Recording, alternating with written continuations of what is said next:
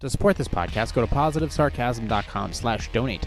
Any amount is appreciated. Once again, positivesarcasm.com/donate. Thank you and enjoy the program. Jay here, positivesarcasm.com, recorded here alongside New Hampshire's beautiful seacoast inside the Spare Parts Studio. Like, subscribe, share, donate, positivesarcasm.com/donate. Any amounts appreciated. If you want to go ahead and check out my website, positivesarcasm.com, you can contact me there on the contact page. You can also email me directly, positivesarcasm@outlook.com, and you can also hit me up on Instagram at @positive_sarcasm. So, check out everything, all the article archives, the video logs, blah, blah, blah. If you want to subscribe to the podcast, it's available on Rumble video and YouTube video. And, of course, audio version is anywhere where you can get your podcasts. Spotify, iHeartRadio, TuneIn, Podcast Addict, Apple, Podcast, blah, blah, blah, blah, blah, blah, blah. It's all there. Had to double-check a couple of things on the Spare Parts Studio here. I went on a little tear like last Friday because of some paperwork and had to rip apart a couple cables, but no worries. Everything's working. I can see my audio feed going up and down like it's supposed to. I can hear the music in my head. The video's online. We're good. No big deal. Everything seems to be working out for me pretty well. Pretty damn well, I have to admit. I'm pretty impressed with my progress over the last from since January till now. Pretty happy with myself. Not so happy with society right now. Almost amused by the insanity that took place. Saw a nice little fender bender as somebody blew through a red light and then just tore the bumper off of a poor Chevy Malibu. Girl didn't hurt no one. Car didn't hurt no one, but still had to do a close shave on the front bumper. Tore that thing right to pieces. And then cruising back from New Hampshire's beautiful seacoast this weekend, and came to a stop at a red light, mind you. So them's the rules. When there is a red light, you come to a stop. That's how it works. Then you wait for the light to turn green, and then you go ahead. So there's a woman walking across this intersection. She's going to the first stop because it's an intersection, so obviously she stops in the middle. I come to a stop because it's a red light, not because she's walking, but because it's a red light. And then she looks at me and tells me you need to stop. You need to stop because it's a red light. Like that type of thing. Like, no fucking shit, stupid. I know it's a red light. I know that I'm supposed to stop. I don't really care about you. First of all, there's nothing saying that you can actually go. Did you see that? There's nothing actually saying that you can go. There's nothing. There is a crosswalk, yes, but you are in an intersection. In an intersection, you're supposed to wait for the thing to go white with the person that tells you to walk. You're not doing that. You're just going like this, saying, you need to stop, because pointing at the red light. She's pointing at the red light like I don't fucking see it. So she stops, tells me to do that, and I'm sitting there in a grumbly, rumbly, tumbly V8. And I'm just like, all right. So as she's halfway across the had to just give it a little vroom. Just a little one, nothing crazy, probably about 2,000 RPMs, just a little vroom. She stops and turns around and gives me the finger, and I just like smile. She's like, fuck you. I'm like, you're walking. I don't care about your existence one iota. I'm sitting here obeying the traffic laws, and you're telling me to stop when you don't have to because the light says for me to stop. I'm obeying the traffic laws. You're just being a bitch. So I was a little bit on my high horse this weekend, just having fun like I usually am, alongside New England's beautiful seacoast. Let's give some credit, with the exception of Massachusetts, that communist shithole. That being said, speaking of all my white people privileges, I have taken the joy of... I'm starting to run low on apples that I just freshly picked because, gotta go apple picking. Pumpkin spice lattes, please. And I'm running low on apples, which means I have to go apple picking again. I love the place I went to. The place in Hampton Falls there, and I'm like, so what kind of apples you got? Well, we got Cortlands, and Cortlands. And if you go down this road right here, there's a couple of Cortlands here. And then if you go back to the left there, you'll find more Cortlands. But if you go all the way down to the end of the road there, and then way back towards the end, you should see some Macintosh. No, those are more Cortlands. Oh, and we have one tree of Red Delish, but there's very little left. Nobody wants Red Delish. Red Delish is mushy and disgusting. Nobody eats Red Delish. Well, we have more Cortlands. So, I got a big bag of Cortlands. And, yeah. Whatever. I don't care. I just really... All the fucking apples taste the same. Anybody who says... I mean, yeah. So, there's apples that taste like apples. And then there's Red Delicious, which tastes like shit. So there's really, that's the only difference. Everything else to me, oh no, they all taste, this one's got crunchier, this one is sweeter. It's like, shut up. They all taste the same. It's a fucking apple, dude. I don't want to hear about it. You go pick, at the end of the day, you pick, this is what you do. You go apple picking, and you basically, oh, yeah, feel free to sample. You take a bite out of it. Oh, this is delicious. And then you proceed to, like, huck it across the orchard, praying that you don't hit a 6-year-old on the fucking top of the head. Well, you probably do his baby's mama a fucking service. So, I bought a half peck, or excuse me, was it a half peck? Whatever. It was $45. That's all I know. For apples. Most expensive apple I ever had in my life. I don't know if freaking Salt Bae made it, sprinkling a little bit of his Macintosh Cortland seasoning on there. $45 for apples. $45. What a fucking ripoff. What an absolute ripoff. Although I have to admit, I did get to bring Chase with me, though. That was a lot of fun. Not so much for him. Because literally, you have to get on this little, like, tractor thing that tows, like, a bunch of, like, you know, bench seats and stuff. And I'm like, come on, Chase, get up. And he's like, no, I ain't getting up on there. No, the bad suspension, boss. So I had to literally pick his ass up and seat him on my lap for the ride there and the ride back. Now, you were asking, why would you take your dog apple picking? He goes everywhere with me. Everywhere. There's very little days where I don't see him for more than like 3-4 hours. Like, he's with me all day. Almost every day. That's how it is. So honestly, that definitely made it more worth it. I mean, obviously a few other things, but I like going apple picking. It's fun.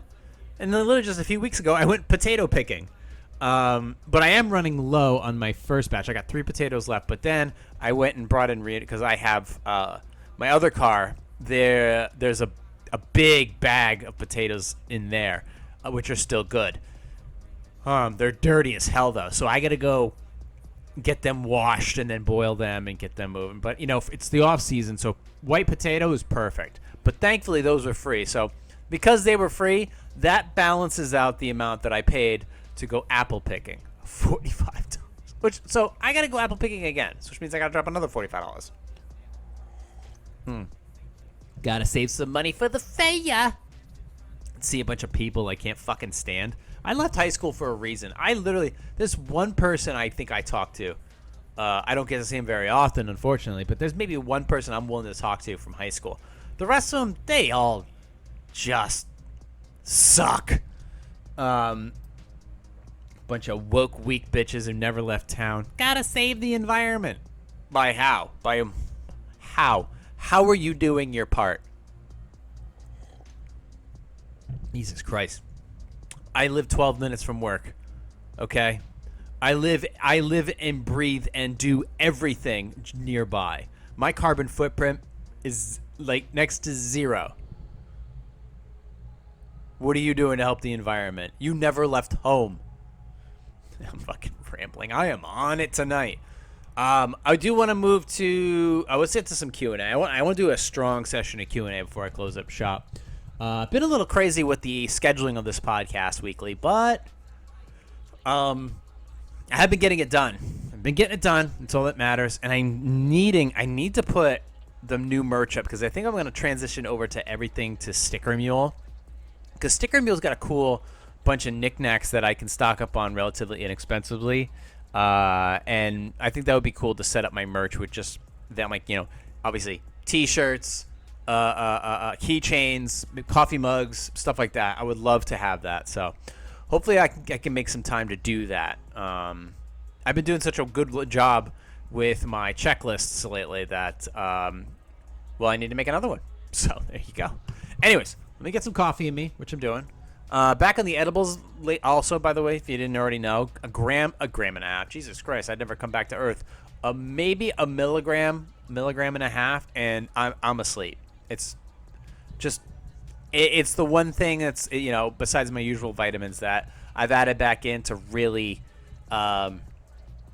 ease everything down after a long day, after working out and working and all the stuff I do with Chase, and just sleep is key, and I needed it. So this is one thing I'm probably going to have for the long term. And since I'm only taking in like a milligram off a 10 milligram gummy, it's going to last me a long time. So affordability, absolutely there.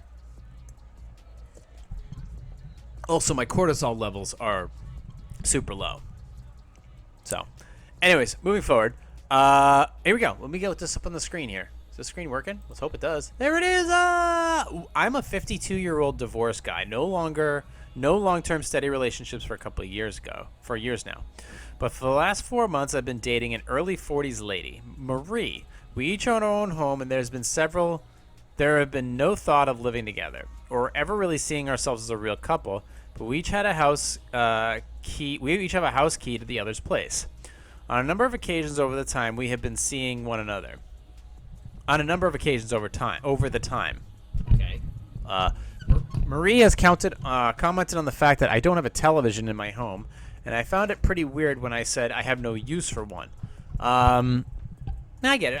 The reason I have a television in my house, in my place, is because they were free. That's it. And I almost never turned them on.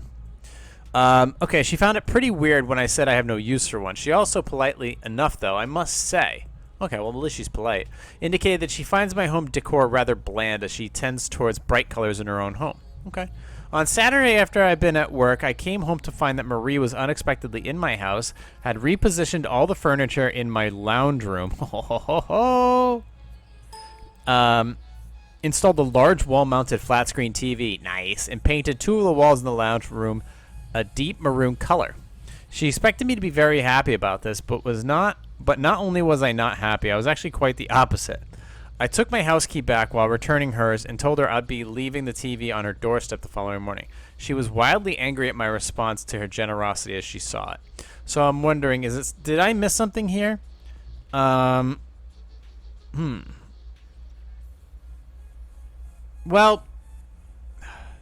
you gave her a key to the house, which gave her free reign. I find it weird that she just painted all the walls. The TV thing is interesting. But she rearranged your lounge, which I'm not a fan of. That I'm not a fan of. That you got to come to me about. And then painting the walls, that's a lot of effort. That's a lot of crazy effort. Or is that just a lot of crazy? So I think I think that's what you would consider a breach of trust, and I think you have justification to do what you did, basically just calling it off, and maybe you did dodge a bullet. Maybe that recommendation is correct. What else did she do? Oh, okay, and she installed the large mounted flat screen TV, so she put it on the wall. Oh, great. So now you got to clean that up. Yeah, I think there's a breach of trust there, and I don't know. What about communication? You ever think about that? Communication might have been a good idea. Be like, hey, by the way, I really want to do, she has her own place. She has her own decor. She could have asked. At the very least, she could have asked or made a comment or something. So I'm not sure what her deal is, but definitely she stepped over a boundary that, when it comes to like societal norms, I think she might have missed a few there. So, hey man, I'm sorry it ended this way, but you might be better off. So, let's move on to the next one. I sent out a dinner invitation to my in-laws. My brother-in-law called my husband to confirm attendance. He added that he will be bringing his boyfriend and will require certain food accommodations because the boyfriend was just discharged from the hospital a couple of days ago after a major organ transplant surgery. I decided to cancel the dinner, telling my husband that it is rude and entitled to inconvenience your host. If one is that delicate that he needs special treatment, then he should stay home. My husband says I'm being too sensitive and should just ignore the request. What does...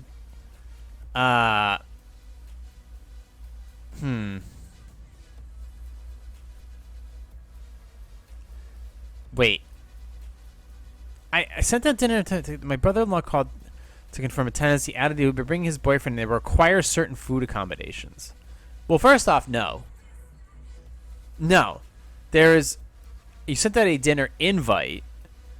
He has certain food... First of all, he got out of surgery, then he could just stay home. Or you can stay home and take care of your boy there, is what you should do. That's the kicker. So he had major organ transplant surgery. And you want to bring him to dinner? Or do you want to bring him to dinner and then bring him to the hospital afterwards?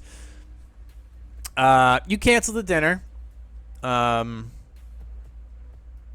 Yeah, I mean, special treatment, they should stay home, blah, blah, blah.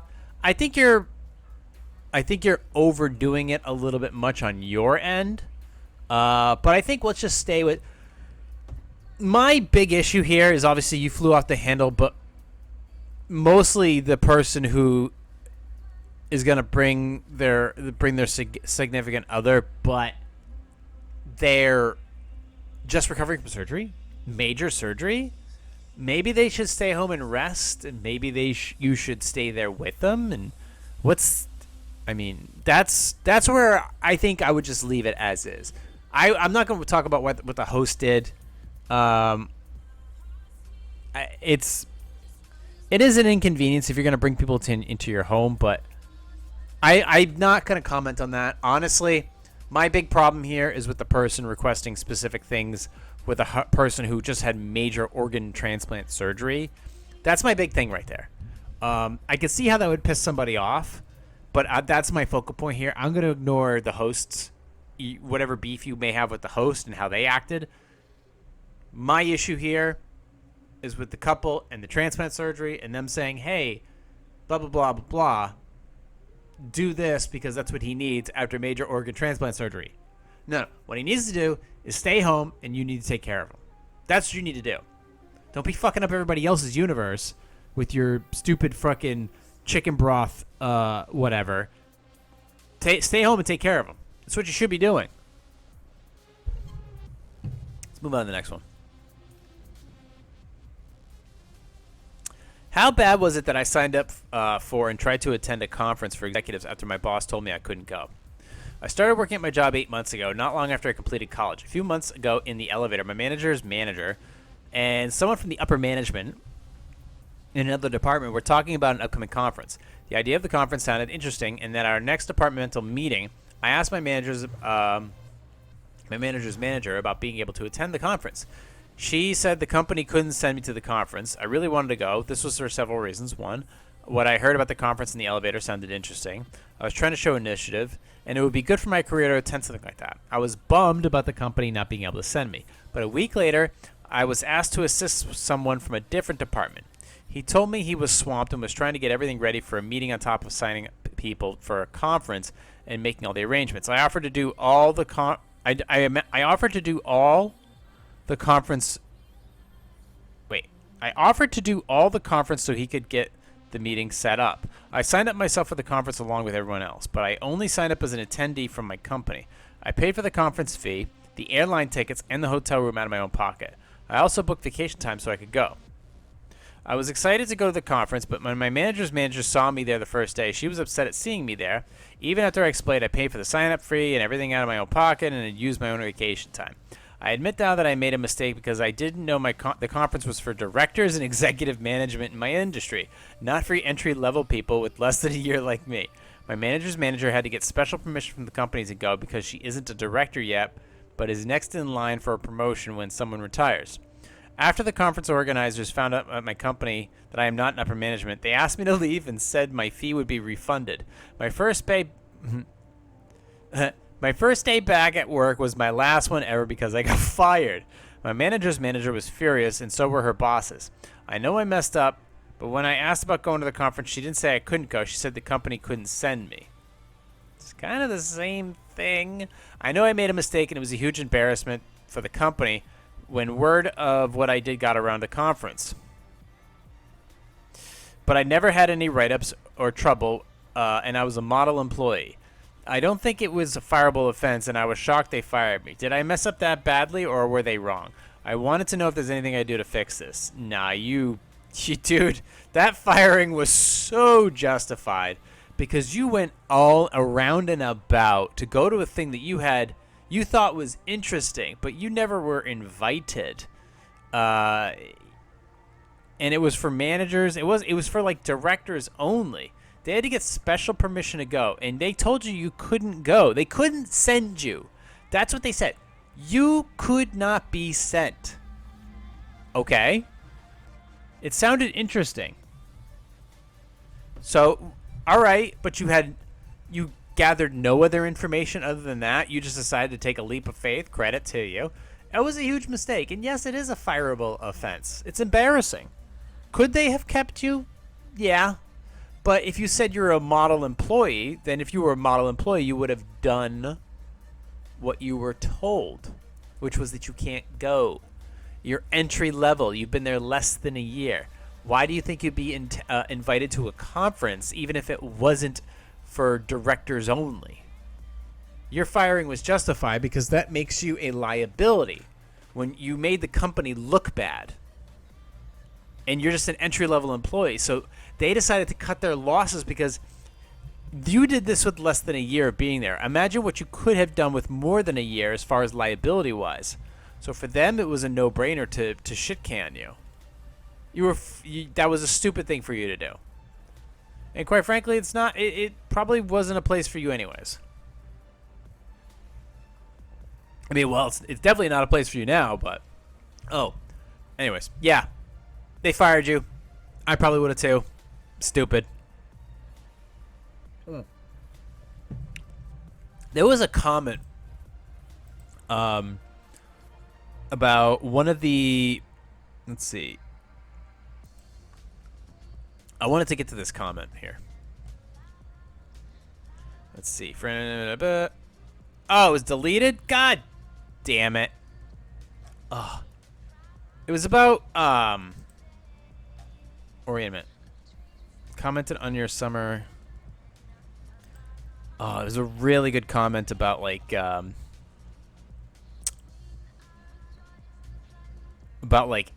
inbreeding and stuff.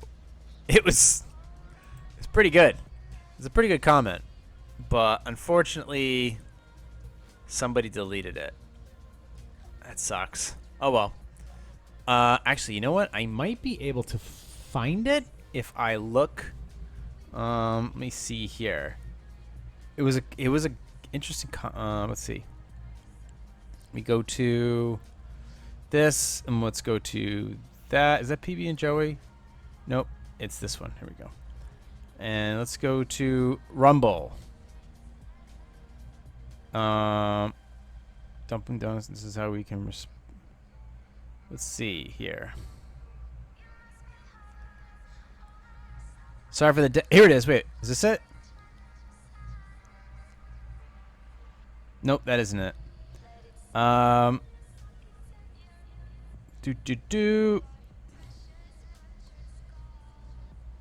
That was August 4th.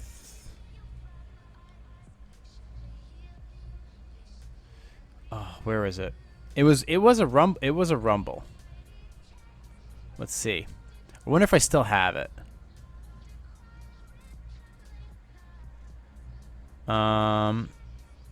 This was September 15th. So was the comment deleted? Damn it. The comment was completely deleted. Ah. All right. Damn it. What a shame. What a shame. Should have recorded it. All right. Well, that's that. Anyways, back to... Let's do one more, then we'll get out of here. Guy got shit canned. Who cares? All right, see you, bye. All right.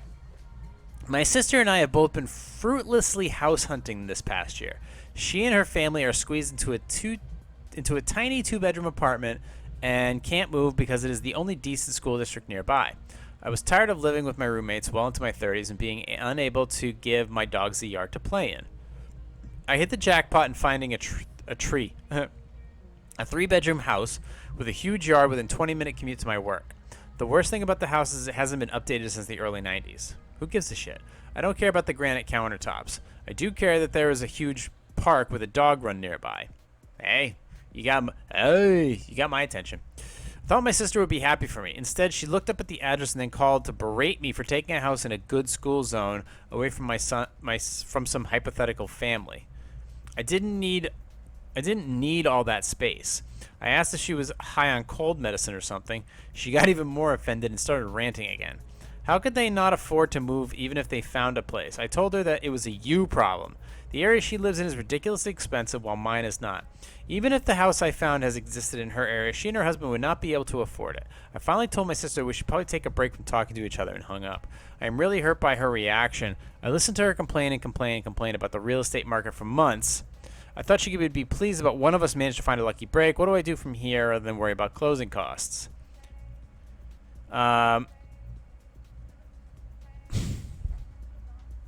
Look, ultimately, you have to take care of yourself. Like, you were living, your sister and I have been living, house hunting, and you guys, your family were squeezed into it, blah, blah, blah. Yeah, I get it. You have to do what's best for you, ultimately. Like, you're both fruitlessly house hunting. You found something, you were tired of living with roommates, you wanted to do something for your own, you want to take care of your dog. So you have to do what's best for you, especially in this type of world right now where it's, things are a little, kind of slim pickings in some sense. I always have a belief that if you work hard enough for the thing that you truly want, you'll end up getting it. That her not being happy for you is just haterade. It really is. It's just haterade. The idea of not being happy for somebody who has achieved that American dream or that thing that they truly wanted, as long as they're being responsible with their own life, why would you get upset about it? Why would you get upset about it? All this over, what? They live in a fruitless, family squeezed into tiny bit, blah, blah, blah. You hit the jackpot, you found a place. Okay, so whatever. You didn't care about it hasn't been updated. Whatever, you can do that yourself. And she wants a place where her kids, her family. That's her problem. She's got it. That's her family. It's her responsibility, not yours. Her responsibility is to her family, herself and her family. Your responsibility is to you and your family, which is your canine, your pup, your best buddy. That's it. Nobody else. So if she's all butthurt that you found something that you could afford and take care of and live and pretty much move on with your life and live a dream, live a blessed life, then that's you. Her problems are her problems, not yours. You're not here to save the world, and neither is this podcast. If you were doing what was best for you and the people or creatures or heartbeats that are under your supervision, then great. You're doing the right thing. Let her worry about her stuff. Her kids are ultimately her responsibility. That's the end of it. So congratulations on your new home, and I hope you make some updates to it and make it your own. Just don't give a key to a woman who's just going to come in one day and rearrange all your furniture and put a big flat screen TV on the wall if she didn't ask you first. You can find me on Instagram at @positive_sarcasm. You can hit me up through my website, positivesarcasm.com. You can email me directly, positivesarcasm@outlook.com. I'll check the junk mail. Don't worry, it won't be missed. And, of course, you can find this YouTube channel, Rumble, Positive Sarcasm, anywhere where podcasts are available on audio formats. It's all the same. You know where to find me. But if you have any questions, concerns, comments, hit me up. Like, subscribe, share, donate, positivesarcasm.com/donate. Any amounts appreciated. But then again, until next time, thank you for listening, watching, subscribing, and I'll talk to you all next week. Watch out for red lights. Recorded here from the Spare Parts Studio alongside New Hampshire's beautiful seacoast for entertainment purposes only. This has been a positive sarcasm presentation.